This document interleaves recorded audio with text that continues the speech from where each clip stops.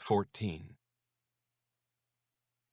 As it happened, it was also a white automobile that a sheriff's patrol car, nearly 1 month to the day after the 4 murders on King Road, had pulled over to the right shoulder along a stretch of the interstate just past Indianapolis.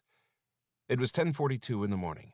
The sky was bright, and in this sharp light the faces of Brian Koberger at the wheel and his father, Michael, in the front passenger seat of the white Hyundai Elantra were clear through the windshield. Brian sat as still as a statue, his shoulders high, hands hanging at his sides. His eyes fixed on the rear-view mirror reflecting the flashing red and blue lights of the patrol car parked directly behind them.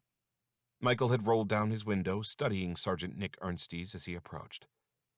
The sheriff's steps were purposeful as he made his way across the patch of roadside grass that had turned muddy from the melting snow.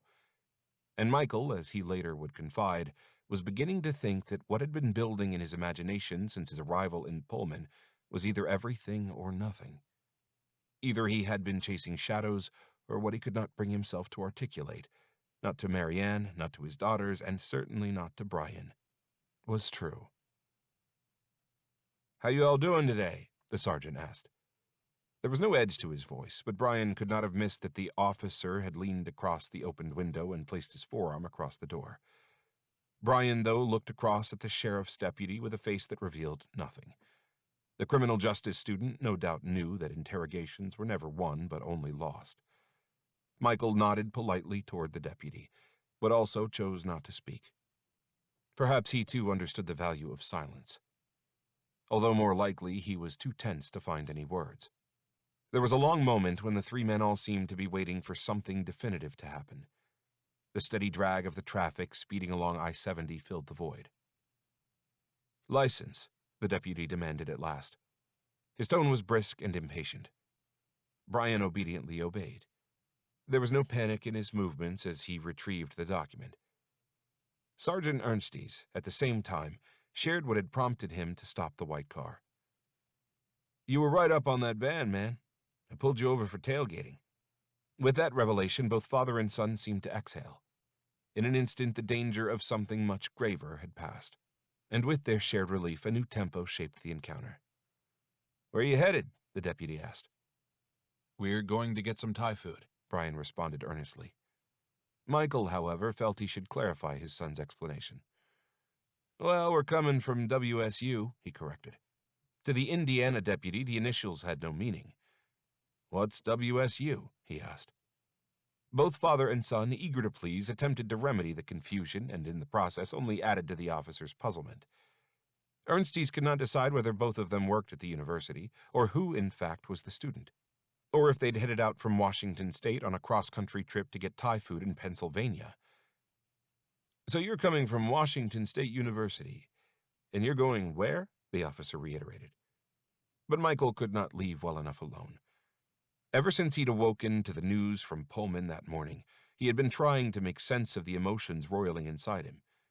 It had been the catalyst that gave concrete shape to the thoughts he'd been trying not to think. And now he could not hold back. He started rambling on about the shooting earlier that day at WSU. That grabbed the officer's attention. And Brian's, too. The look on his face had suddenly grown cautious. "So, what did you say about some SWAT teams?" the officer asked, alert with a new interest. Michael's explanation was laborious. In his discursive way, he seemed determined to share everything except what was really front and center in his thoughts. "Interesting," the deputy remarked without apparent interest. Michael, however, was set on having the last word. "Well, it's horrifying." But whether he was talking about the shooting that morning or something else was never explained. Brian, though, must have had his suspicions. Resolved to put an end to any further march through this minefield, he spoke up. "We don't know about that, actually. We weren't there for the shooting."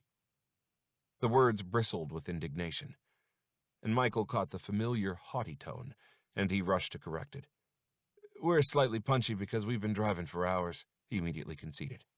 The deputy had had enough. "Do me a favor," he said to Brian. "Don't follow too closely, okay?" And suddenly the officer was in a big hurry and then let them go without issuing a ticket. But the Kobergers do not get very far. 9 minutes later, Brian once more saw flashing lights in his rear-view mirror. A state trooper was ordering him to pull over. As the white car moved to the shoulder, the Coburgers must have had a sense that they were condemned to live out the same anxious day in a maddening reoccurrence of the same unnerving events. Or, no less a possibility, they feared that this time their luck had finally run out. The FBI surveillance team that had been assigned to tail the Coburgers since they had left Pullman had similar thoughts. Their luck, they feared, had run out too. There was an iron rule of law enforcement that in any long-running op, the unexpected was to be expected at any time. But twice, and in such rapid succession? What were the odds? Or maybe it had been purposeful. Had the Indiana cops figured out what the Bureau was up to and wanted to rush in to make the arrest?